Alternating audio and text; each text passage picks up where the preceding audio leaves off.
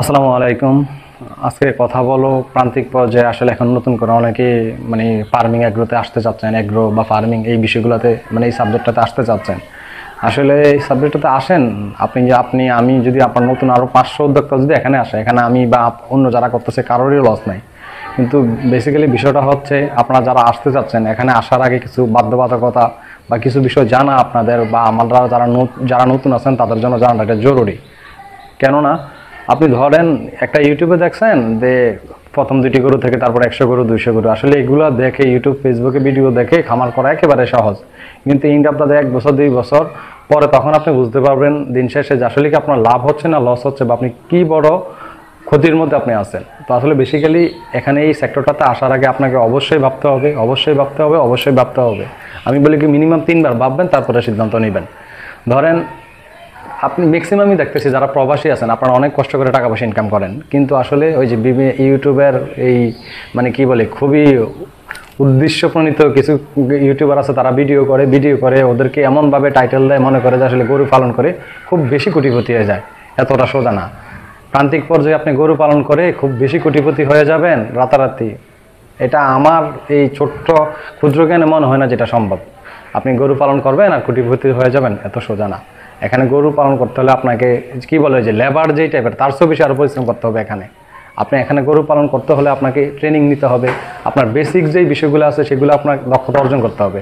নয়তো দেখা যায় আপনার গরু হঠাৎ করে খাবার খাচ্ছে না, একটু জ্বর হয়েছে, আপনি একটা ডাক্তার নিয়ে আসবেন। একটা ডাক্তার নিয়ে আসলে কিন্তু 500-600 টাকা মিনিমাম বিল দিতে হয়।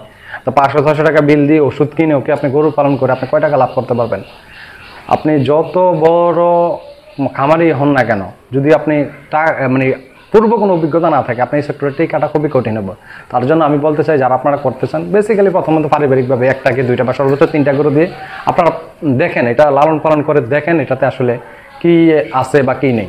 আপনি যদি 2 থেকে 3টা গরু দিয়ে লালন পালন করেন, একটা সেট বা 2টা সেট মানে আমি 1 সিজন বা 2 সিজন মানে 2বার বিক্রি করলেন বা 3বার বিক্রি করলেন, এটা করার পর তারপরে আপনি সিদ্ধান্ত নেন আসলে কি এটাতে আপনি করবেন কি করবেন না। এখনকার বর্তমান প্রেক্ষাপটে খাবারের দাম, গরুর ওজন, গরুর কিনা, লেবার খরচ, ঘাসের খরচ সব কিছু মিলিয়ে সর্বোচ্চ গেলে আপনি একটা গরু থেকে 10-15 হাজার টাকা প্রফিট করতে পারবেন, মানে সব কিছু বাদ দিয়ে আপনার। তো আপনি বুঝেন একটা গরু থেকে যদি 10-15 হাজার টাকা প্রফিট করতে পারেন, আপনি 5টা গরু পারলেন, 5টা গরুতে আপনার কত 5-15-75, এটা কয় মাসে? মিনিমাম আপনার 3 থেকে 4 মাস পালতে হবে। তো 4 মাসে যদি আপনি 75 হাজার টাকা ইনকাম করতে পারেন, আমি ধরে নিলাম আপনার গরুর কোনো অসুখ হবে না, কোনো সমস্যা হবে না, সব ভালো থাকবে, আমি সব কিছু পজিটিভ হইতে ধরে নিলাম, তাহলে আপনি 70 থেকে 75 হাজার টাকা 5টা গরু থেকে ইনকাম করলে পারবেন। 5টা গরুতে আপনার মিনিমাম শেড সহ মিনিমাম 6 লাখ টাকার মতো প্রথম অবস্থায় ইনভেস্ট করতে হবে। তো যদি শেড বাদ দিলাম তাও আপনার 5টা গরু যদি আপনি 60,000 করে কিনেন তাহলে 3 লাখ টাকা, এটার পিছনে আর খাবার খরচ আছে কমসে কম 1 লাখ টাকা, তাহলে 4 লাখ টাকা আপনি ইনভেস্ট করে ধরেন 4 মাস পর বিক্রি করলেন 75 হাজার টাকা লাভ হলো, তাহলে 75 4 দিয়ে ভাগ করেন কত হয়? 20,000-এর নিচে, তাহলে আপনার পার মান ইনকাম হচ্ছে 20,000 টাকা। বর্তমানে একটা লেবারের বেতন আছে 600 থেকে 700 টাকা, তাহলে আপনি বুঝেন এখানে প্রফিটটা কত। আসলে যারা ইউটিউব বা বিভিন্ন মিডিয়ার ভিডিও দেখে ভাবতেছেন যে এখানে আসা ইনভেস্ট করবেন, খামার করবেন, কোটিপতি হয়ে যাবেন, এটা আমার ব্যক্তিগতভাবে মনে হচ্ছে এটা খুব বেশি ভালো হবে না এবং এটাতে বেশি একটা রেজাল্ট পাবেন না। হ্যাঁ, কাদের জন্য খামারটা? আপনি ধরেন বাড়িতে আছেন, আপনি টুকটাক ছোটোখাটো আদার্স কিছু বিজনেস আছে, অথবা যদি বিজনেসও নাই আপনি নিজে পরিশ্রম করতে পারবেন, এখান থেকে কিছু টাকা আপনার ইনভেস্ট ধরেন কিছু পুঁজিপাট্টা আছে আপনার, এখানে কিছু ইনভেস্ট করলেন, আস্তে আস্তে এখান থেকে বের করলেন, তাহলে আপনার জন্য ঠিক আছে। কিন্তু আপনি কোথাও চাকরি করতেছেন বা বিদেশে একটা ভালো পজিশনে আছেন, ওইখান থেকে এসে আপনি গরু পালন করলেন আর রাতারাতি কোটিপতি হয়ে যাবেন, এটা মিরাক্কেল ছাড়া আর কিছু না।